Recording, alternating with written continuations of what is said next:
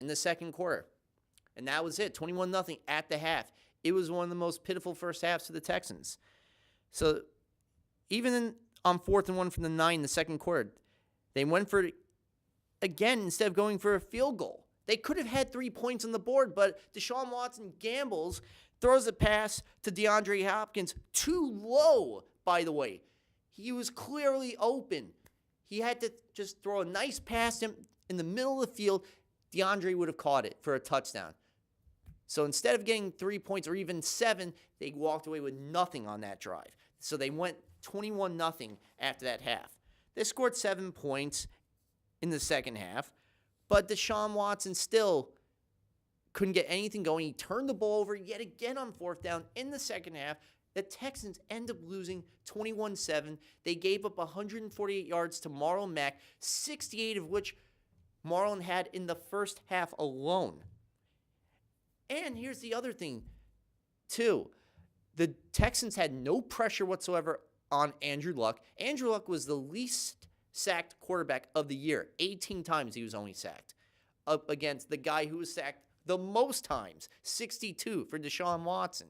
I don't know how the guy is still even breathing or playing after getting knocked around that many times. But if I'm the Texans in the offseason, you better retool the offensive line because that's unacceptable to let your franchise guy who is coming off an ACL injury from the year before to be sacked that many times and bombarded.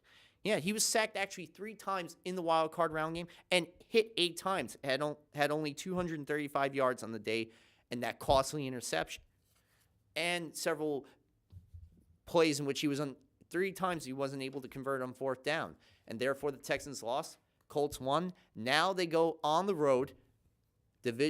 Saturday, 4:35, NBC with Al Michaels, Chris Collinsworth, and Michelle Tafoya for the last time this season calling the game between the Colts and the Chiefs. The Chiefs, the number 1 seeded team. 3rd straight year they won the AFC West Championship. This year, they had Patrick Mahomes, who is likely to be the MVP, had 50 total touchdowns, passing touchdowns on the year, and over 5,000 yards. He's the second person to join the 50 touchdown, 5,000 passing yard club, which, of course, Peyton Manning was in back in 2013. Now, here's the thing about the Chiefs. The last time they won a playoff game was 1993. Yep, 1993, folks. I was just 8 years old at that time when the Chiefs won their last postseason. And if you look at the history of the Chiefs against the Colts in the postseason, the Chiefs are 0-4 against the Colts. Look at this. 1996 in the wild card round. Lynn Elliott, the kicker, missed 3 field goals. They lost 10-7 in that game. Then the divisional showdown in 2003, in which the Colts defeated the Chiefs 38-1, which there were 0 punts in that game. Then about 3 years later, 23-8, the Colts won over the Chiefs. And then most recently, back in 2013, the Colts were down 38-10, and they rip off 35 points.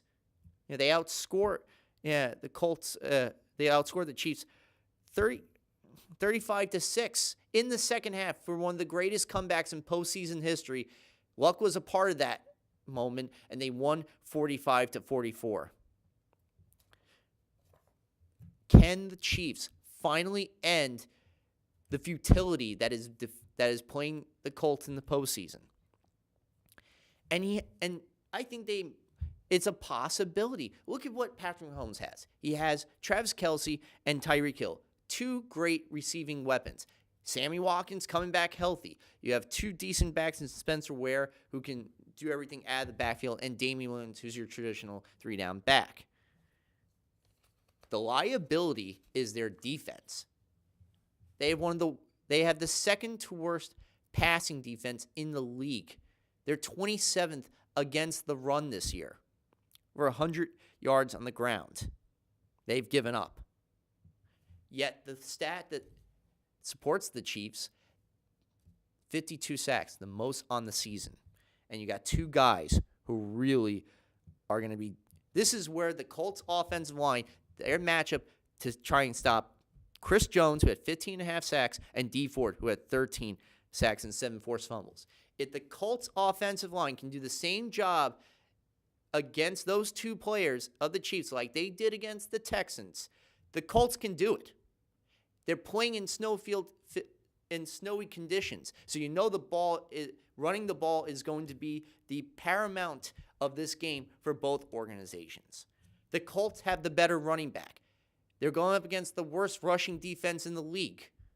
Yes, the Colts are going to Arrowhead Stadium. They're playing in one of the toughest environments. So there's going to be a lot of silent counts, a lot of, definitely silent cadence counts for sure.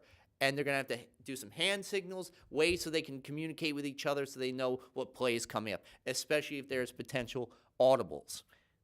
Another thing that's going to be a factor in this game, too, is how the Chiefs' defense handle, especially their secondary, handles, especially Kenny Moore, Tyreek Hill, who's a shifty receiver.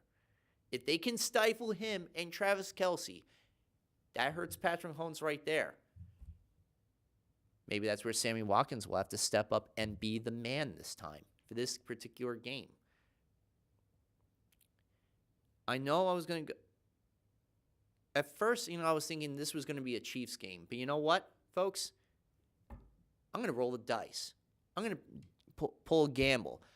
I think the hottest team in the league will be hot yet again. Give me the Indianapolis Colts to pull this victory off against Kansas City Chiefs. Good luck with both teams. It's going to be exciting for sure. Now, the next team right here, the LA Chargers, are going into Baltimore to take on the Ravens. The Ravens came to this game lightning hot as well, winning 6 out of their final 7 with new quarterback Lamar Jackson. After the bye week, they were 4-5. Lamar Jackson comes into town. And after the hip injury that Joe Flacco sustained, comes in, gets 6 out of 7 victories. The only victory he didn't get was against the Chiefs. Otherwise, they would have been 7-0. And they win the AFC North for the first time since 2014. But here was the problem. Well, not the problem. The reason why they got to this point was it was a traditional NFL offense. They ran the ball with over 150 yards per game because you had not only Lamar Jackson who can not only throw the ball, but at times, but really can run the ball with abandon. You have Gus Edwards, the undrafted rookie, and Kenneth Dixon on occasional plays. So you had the three of them making the runs, and you had a stifling defense. They gave up the second most points in the league at 17.9, and one of the toughest defenses overall at 283 yards a game. And Terrell Suggs, the veteran of the organization, leading this defense. Now you're going against an LA Chargers team who they defeated no more than 15 days ago, 22-10. In fact, Tavon Young got the game-ending 68-yard fumble 6 in that game. And Michael Andrews was able to split the defenders of the Chargers and get a touchdown pass by Lamar Jackson in that game. So this time around, you think Lamar Jackson, they're at home this time. They're not in L.A. They're not at the soccer stadium. They're at home. So you would think Lamar Jackson and company would be able to pull off a victory? Au contraire, mon frere, that was not even the case. This was so pitiful from Jump Street. The first half alone, 3 out of the first 8 offensive snaps the Baltimore Ravens had were fumbles. All resulted in fumbles. 2 of them by Lamar Jackson, and the one that killed them was by Kenneth Dixon. He was the one who eventually had the lost fumble because Lamar was lucky enough, had the wherewithal to recover the fumble. This time, Kenneth Dixon didn't do that, and Adrian Phillips actually trounced on that opportunity, and the Chargers ended up getting a field goal. In fact, the good thing about the Ravens defense, with the turnovers and the mistakes that the Ravens made in the first half and the inaction on offense, the Ravens defense were able to hold the Chargers just to 4 field goals, 12 points. Commendable considering what could have actually happened. And that was also an indictment on Phillip Rivers, too, at certain points in the first half. So he needs to start getting the offense going. Otherwise, you're just giving an open invitation for the Ravens to come back in. And another point to make out about the first half Lamar's inability to make any passes whatsoever and just constantly run the ball. When that was what the Chargers did. They took his ability to run the ball away and forced him to pass. He was a paltry 2 of 10 for 18 yards with a 0.0 QB rating in the first half alone. Well, eventually, the second half was even worse because the Chargers were able to get a 1-yard rushing touchdown from Melvin Gordon to make it 23. Another Badgley field goal. He had 5 field goals the entire game for the rookie. It's not over yet. Yeah. He gets a 31-yard touchdown pass to Michael Crabtree with about 6:33 remaining to make it 23-10. Finally something going. Then a 7-yard to Crabtree with a minute 59 to go. So it's 23-17. Then, fortunately, the Ravens defense were able to force the Chargers punt. Ravens get the ball back with a chance to finally do something and maybe get the game-winning touchdown. Unfortunately, Jackson fumbles after hit by Uchenna and Nwosu. Chargers recover it. Ice the game, 23-17. LA, now they go on to take on the New England Patriots in Foxborough. 0-7, lifetime. Rivers against Tom Brady. 2 of the 3 oldest remaining quarterbacks in the NFL playoffs this year are playing each other. 41-year-old Tom Brady versus 37-year-old Philip Rivers. Rivers, who was a part of the same draft class as Ben Roethlisberger and Eli Manning back in 2004. Yet he's the only one of the 3 who has not even been to a Super Bowl, let alone won a Super Bowl, while his compatriots have won 2 apiece. Will this finally be Philip Rivers' year to claim his spot in the annals of NFL history, to cement his legacy of being, he will get in the Hall of Fame, but this will be the cherry on top of the long Sunday that he's been building his whole career, his whole life was for this moment. Will he finally get that proverbial first win? Well, here are the keys to the game. If the Chargers want to win easily, you keep Tom Brady sitting on the bench for as long as possible. That's where Melvin Gordon and Austin Eckler come in. And they are the best running backs catching out of the backfield. Melvin Gordon averaged 9 yards a catch. Austin Eckler, 10 yards a catch. That's where things are going to have to come in, especially if you look at some of the game tape from the Steelers game against the Patriots back in Week 15. You saw James Conner being able to run to the right.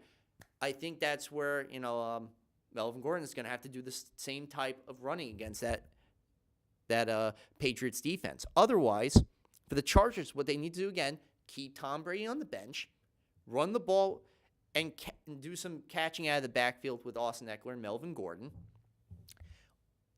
If you're going to face Tom Brady, disguise your coverages, get in Tom Brady's face, take away his ability to throw to his players because he's not a good running quarterback whatsoever. You take his ability to throw, and you're able to keep his array of running backs from making any plays. If they can do all that, the Chargers win.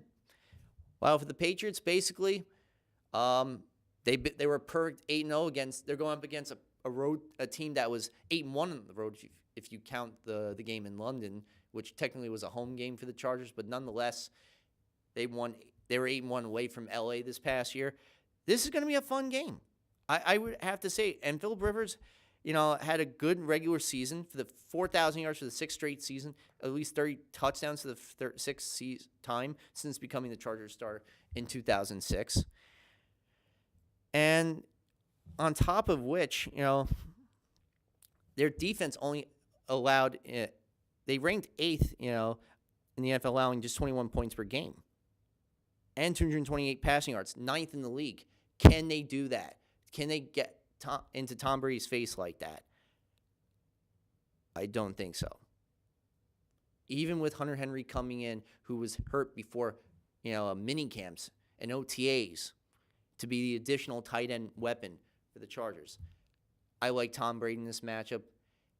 There's no way that, but here's the thing. If the Patriots lose, this will be the first time in 8 years that the Patriots will not be in the AFC title game. They've been to the last 7 title games. Imagine that, 7 consecutive AFC title games. This is the 8th straight, the 10th, since 2010. Since that year, they have not only clinched their division, but have also clinched the first round bye too. And the last time they lost divisional round weekend was 2010 against the New York Jets. The last time the Patriots lost on divisional round weekend. I think the streak continues. Look for the Patriots. Towards the end, Gostkowski will be the hero. Give me the New England Patriots. That's the AFC side of things. Now let's look on the NFC side of things, starting with the Dallas Cowboys at home in Jerry World, being visited by the Seattle Seahawks. Let's not forget, Week 3, when the Seahawks and the Cowboys played each other in the Emerald City, CenturyLink Field, one of the toughest stadiums in the league to play besides Kansas City Chiefs Arrowhead Stadium, especially with the crowd noise. That's where you talk about silent counts come heavily into play when you're at CenturyLink Field. You can't even think, at all whatsoever. It's deafening, actually. The decibel level alone. So if you ever go to a game there, bring earplugs. Trust me, you'll thank me for it, because your ears will be piercing if you don't. That's how crazy the Seahawks fans get, but they're one of the most passionate fans in football.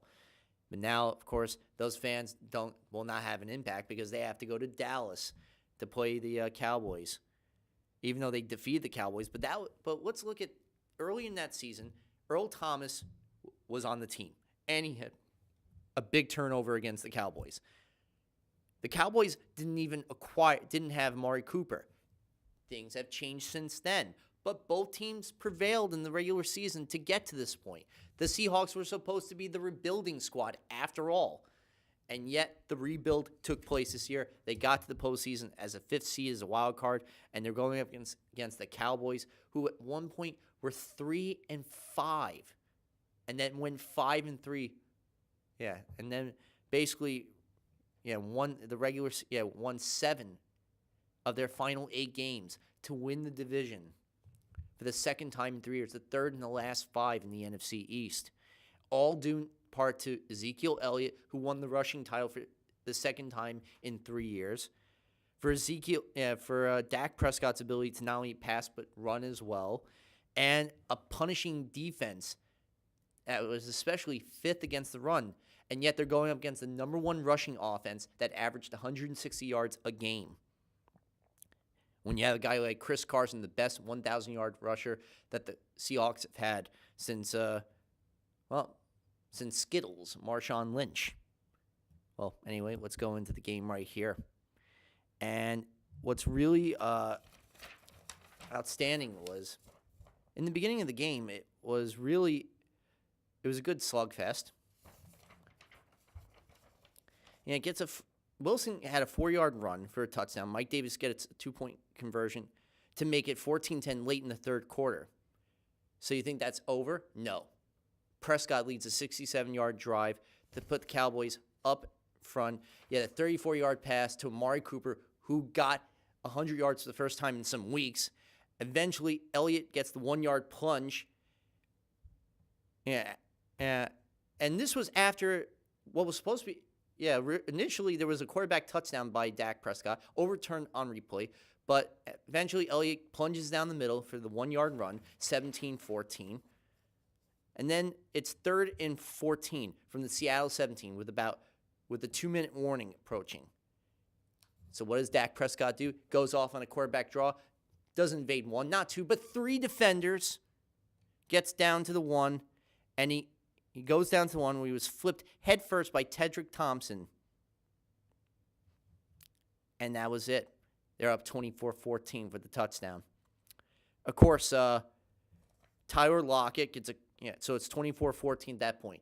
Russell Wilson. It's never over Russell Wilson. So he gets a quick 53-yard pass to Tyler Lockett, who's been his best receiver, 20.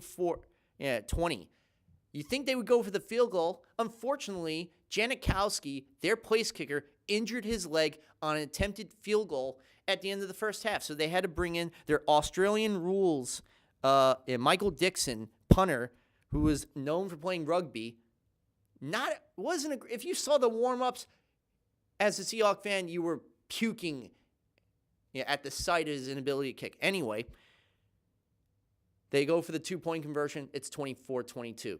They try to go for the onside kick, and Dixon makes an onside kick look way too easy into the hands of Cole Beasley with 1:18, and Cowboys win 24-22. Now they got the Rams this coming weekend. This is going to be a very tough matchup. You got two prolific defenses. You got two great quarterback running back combos. You got a lot of history on both sides with each other. First time since the 1978 NFC title game in which the Cowboys won 28-0. 5 turnovers they forced in that game. The last touchdown of the game was a 68-yard pick six by Henderson, and Charlie Waters had 2 interceptions that played a huge impact in that game. And that was the last time the Rams played a postseason game at home up until 2017 last year, in which the Rams lost in the wild card round to the Falcons 26-13. This time, they need a victory for Sean McVay and company. They got a tough Cowboy squad coming their way. It's going to come down to Aaron Donald trying to penetrate the offensive line of the Cowboys. And at the end of the day, I'm going to go with the Rams. That's my pick. And that's where I'm sticking with this week. Yep. I got to get a Cowboys flag. Now, final game of the NFC wildcard weekend.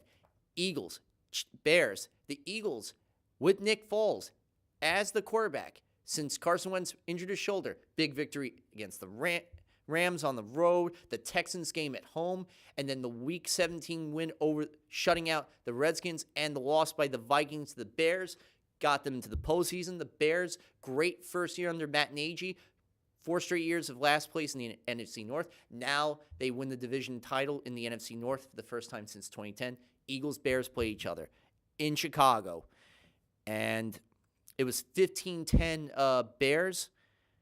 With just some minutes, with 56 seconds to go, and all of a sudden, Nick Foles leads one of the most prolific 11-play, 68-yard drive, culminating with a 2-yard touchdown pass on 4th down to Golden Tate. Golden Tate, who was acquired during the season by the Eagles with a trade from the Detroit Lions, paid dividends in this particular game. Got the touchdown. It's 16-15. They go for the 2-point conversion. Does not work out for them. So the Bears get their final opportunity to win the game. Tarek Cohen, who is one of the best running backs out of the backfield, goes up some yards on the ensuing drive. Yeah. And then a few plays by Trubisky, completed 2 passes. And then Cody Parkey, he goes for the 43-yard field goal with 10 seconds remaining. First timeout by Doug Peterson to ice the kicker. The field goal would have went to the bottom left uprights. Bottom left uprights. So this time, Parkey has to set up again. The ball snapped. He kicks the ball. It goes up. It looks like it's about to go in, and then it hits the left uprights. Okay, maybe it'll bounce in. Then hits the middle crossbar. You think it's going to go in again. Then it hits the end zone, and it didn't go in. And the fans of Chicago were silenced and stunned. And the Eagles, jubilation, knowing they still have another chance of defending their Super Bowl. The Eagles beat the Bears 16-15. The best part about the Bears season had to have been Khalil Mack coming into town. Matt Nagy's innovative offense. Wild West Coast style, Andy Reid style. Both teams were of the same ilk. Both from the Andy Reid tree of coaches. And it must have brought joy to Andy Reid's heart to see his pupils play this type of game. And the Eagles' defense, since they lost to the Saints, that's who they're playing next. But give it up to the Bears season. But now the Eagles move on to play the Eagles move on to play the New Orleans Saints in the Big Easy. Team that had the best record. They were 6-2 at home, but if you look at the 2 home losses, they lost to Tampa Bay week 1. They lost to Carolina week 17. Week 17, you have to realize, though, that the Saints already clinched number 1, had home field advantage, nothing to play for except a franchise record 14th win and didn't matter. So they rested Breeze and all the regular starters. They're all refreshed, ready to go. Now they're playing against the same Eagles team that they defeated 48-7. Drew Brees had 4 touchdowns, including on 4th down and 7. He threw a 37-yard pass to Alvin Kamara for the exclamation point, 45-7, for the last touchdown of the game, 45-7 lead at that time. And then, of course, another field goal by the Saints. They win 48-7. Since that game, the Eagles defense has done a better job of not giving up that. They've given up less than 20 points per game since that very matchup. Well, that's the power of Jim Schwartz and his innovative defense. Now, will they be able to be this creative again against Drew Brees? Will they be able to stifle him? Will they do the same things that the Cowboys did to the Saints back on Thursday Night Football? Yeah, and they beat the Saints 14-10 in that game. Can they reduce them to 10 points? Can they take away Brees' easy ability to make a passing play? That's what they're going to have to do. They're going to have to blitz heavily, which the Cowboys did in that game. So it's going to be a lot of blitzing from the Eagles, for sure. We'll have wild, exotic blitzes. You're going to have to take away the ability of Michael Thomas to make a play, and you're going to have to stifle both Mark Ingram and Alvin Kamara, the 2 dangerous running backs, from doing anything as well. But you're asking a hell of a lot against one of the best quarterbacks at the age of 41, who's still at the age of 39, still to sling the ball better than most 20-something-year-olds, who had a 76% completion percentage, mind you. And near another 4,000-yard season passing. And they're going into one of the toughest environments to play in, too, in the Mercedes-Benz Superdome. I think what ultimately will decide this game, though, is third down defense. The Eagles, you have to give it up to them the last 4 weeks. Last 4 weeks, 12-47 on third down. That's been the reason why they've been doing so well as well on defense with Jim Schwartz.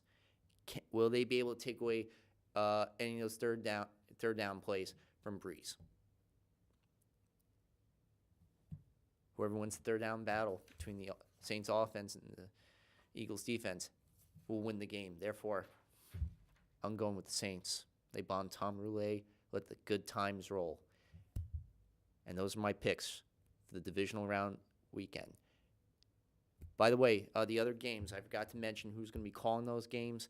The Sunday night game between the Rams and the Cowboys, that's going to be on Fox with Kevin Burkhardt, Charles Davis, and Pam Oliver calling that game on Fox. The 105 game on CBS between the Chargers and the Patriots, that's going to be Jim Nantz, Tony Romo, and Tracy Wolfson calling that game. And the 440 game, the last game I just mentioned between the Eagles and the Saints, 440, Fox, Joe Buck, Troy Aikman, and Aaron Andrews calling that game. Now, as for some other announcements in terms of theater, currently, right now, on stage at the Little Victory Theater is Steel Magnolias, starring in it. You got Samantha Hermanson, and of course, Alberta Thompson, proprietor, actor, director extraordinaire. And they're doing a 2-week run that just began this past Thursday, going to this weekend, and Wednesday next weekend to next Sunday. Get your tickets for the Little Victory. And then next week, from Seaview Playwrights, the Tommy Who musical, directed by Tina Barone, starring such good people that I know: Bobby Vaccaro, Rena Sklar, Victoria Gullum, and Rose Benjamin. So get your tickets on SVPT, brown paperback tickets, or you can go on Facebook for any information from Seaview Playwrights Theater. And in production from Stand On Shakespeare is Judgment Nuremberg, and I'll announce some other plays in the coming weeks. For all the hardworking men and women at CTV who do what they do best, Mr. Kenny Graham behind the booth, the man, the legend, I'm your host, Eric Rosen. I'll see you here next week for the Championship Sunday edition of The Blitz Zone here on CTV. Good night, peace and love, Staten Island.